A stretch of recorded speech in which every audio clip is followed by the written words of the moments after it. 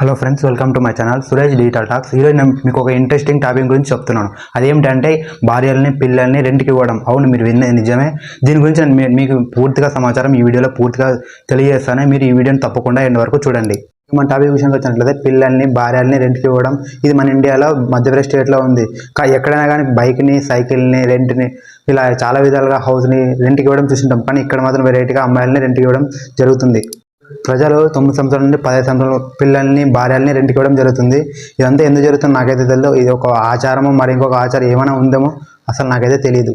పిల్లల్ని వాళ్ళ తల్లిదండ్రులే రెంట్కి ఇవ్వడం జరుగుతుంది. అది కూడా ఒక వారం, నెల, సంవత్సరం ఇలా అగ్రిమెంట్ ప్రకారం ఇదంతా జరుగుతుంది. ఇది చాలా విధాలుగా ఉన్నాయి.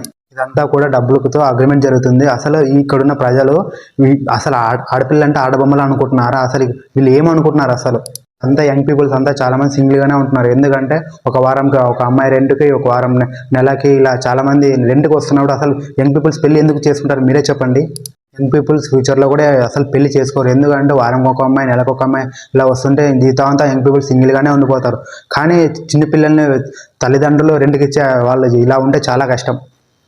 వాడు ఇక భర్త అయితే తన భార్యని వేరే వాళ్ళకి రెంట్కి ఇచ్చి అతను వేరే అమ్మాయిని రెంట్ తీసుకుంటున్నాడు.